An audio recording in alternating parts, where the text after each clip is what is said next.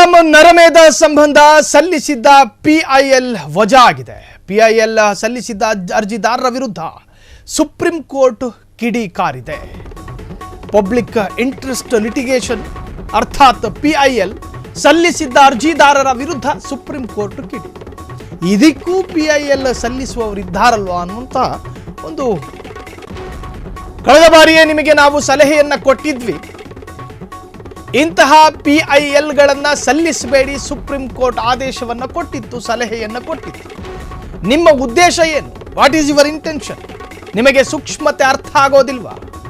ನಿಮಗೆ ಸೆನ್ಸಿಟಿವ್ ಅರ್ಥ ಆಗೋದಿಲ್ವಾ? ನಿಮ್ಮ ಮೇಲೆ ದಂಡ ವಿಧಿಸಬೇಕಾಗುತ್ತದೆ. ಸುಪ್ರೀಂ ಕಿಡಿ. ಅರ್ಜಿದಾರರು ಪ್ರಚಾರಕ್ಕಾಗಿ ಒಂದಲ್ಲ ಒಂದು ರೀತಿಯ ಪಿಐಎಲ್ ಅನ್ನು ಸಲ್ಲಿಸ್ತಾರೆ, ಸಾರ್ವಜನಿಕ ಹಿತಾಸಕ್ತಿಯ ಅರ್ಜಿಗಳನ್ನು ಸಲ್ಲಿಸುತ್ತಿದ್ದಾರೆ. ದೇಶದ ರಕ್ಷಣೆ ಅಂತ ಬಂದಾಗ ಈ ತರಹದ ವಿಚಾರದಲ್ಲಿ ಮೂಗು ತೂರಿಸೋದಕ್ಕೆ ಹೋಗಬಾರದು. ಇದರಿಂದ ಸಾರ್ವಜನಿಕರಿಗೆ ಏನು ಪ್ರಯೋಜನ ಇಲ್ಲ. ಅರ್ಜಿ ವಜಾಗೊಳಿಸಿದ ಸುಪ್ರೀಂ ಕೋರ್ಟ್ ದ್ವಿಸದಸ್ಯ ಪೀಠ ಇನ್ನೇನು ಹೊಟ್ಟೆಗೆ ಅನ್ನ ತಿನ್ನೋ ಕೆಲಸ ಮಾಡಿದಿದ್ರೆ ಓಕೆ ಅಪ್ಪ ಅಂತ ಹೇಳ್ಬೋದಾಗಿತ್ತು. ಪಹಲ್ಗಾಮ್ ದಾಳಿ ಹಿನ್ನೆಲೆ ಮಾರ್ಗಸೂಚಿ ಹೊರಡಿಸುವಂತೆ ಅರ್ಥಾತ್ ಗೈಡ್ಲೈನ್ಸ್ ಸುಪ್ರೀಂ ಕೋರ್ಟಿಗೆ ಮನವಿ ಮಾಡಿದ್ರು. ಪಹಲ್ಗಾಮ್ ದಾಳಿ ಸಂಬಂಧ ಆ ಪಿಐಎಲ್ ಏನು ಪಬ್ಲಿಕ್ ಇಂಟ್ರೆಸ್ಟ್ ಲಿಟಿಗೇಷನ್ ಏನಿರ್ತಾವೋ ಅದನ್ನು ವಜಾ ಮಾಡಲಾಗಿದೆ. ಸೊ ನಿಮ್ಮ ಉದ್ದೇಶ ಏನು ಅಂತ ಕೇಳ್ತು.